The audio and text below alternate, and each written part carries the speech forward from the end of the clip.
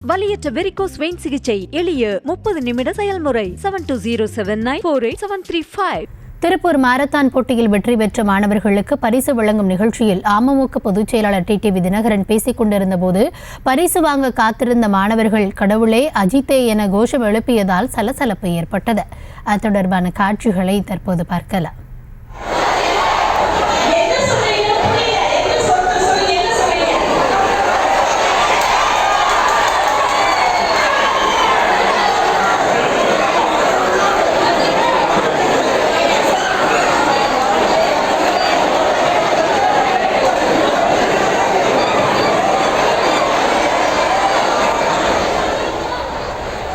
இது குறித்த விவரங்களுக்காக இணைகிறார் எம்முடைய செய்தியாளர் பூபதி. வணக்கம். எதனால மாணவர்கள் இதுபோன்ற ஒரு நடவடிக்கையில் ஈடுபட்டாங்க? மாணவர்களின் இந்த செயலுக்கு என்ன நடவடிக்கை மேற்கொள்ளப்பட்டது? விரிவான விவரம் என்ன? வணக்கம். இன்றைய தினம் திருப்பூர் மாநகர் பகுதியில் இருக்கக்கூடிய கல்லூரி சாலையில் அதாவது அமமுகவின் தலைவர் அவர் டிடிவி தினகரன் அவருடைய பிறந்த நாளை முன்னிட்டு இன்று அந்த மாரத்தான் போட்டியானது பள்ளி மாணவர்களுக்கு நடைபெற்றது.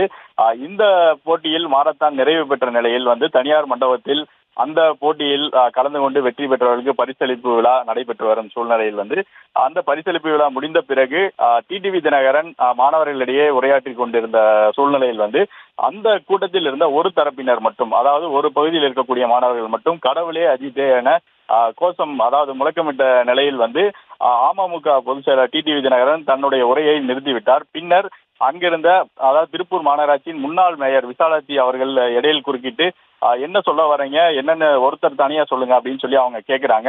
அதுக்கப்புறம் அதுல இந்த மாதிரி கடவுளே அஜித்தே அப்படின்ற அந்த மாணவர்கள் குறிப்பிட்ட நிலையில் ஒரு 2-3 நிமிடம் அவர் பேசுவதை நிறுத்திவிட்டார்.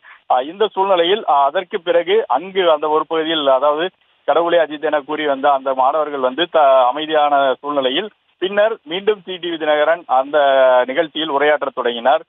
இந்த நிலையில் இந்த கூட்டத்தில் கடவுளே அஜித் என கூறிய சூழ்நிலையில் அங்கு சிறிது நேரம் சலசலப்பு ஏற்பட்டது.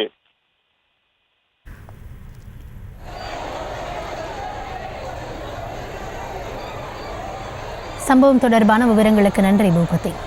வலியற்ற வெரிகோஸ் வெயின் சிகிச்சை எளிய 30 நிமிட செயல்முறை 7209487335.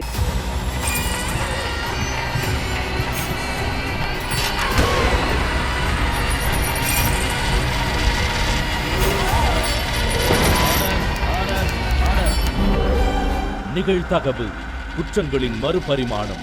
டிசம்பர் 9 முதல் இணைந்திருங்கள் நமது நியூஸ் தமிழ் தொலைக்காட்சியோடு.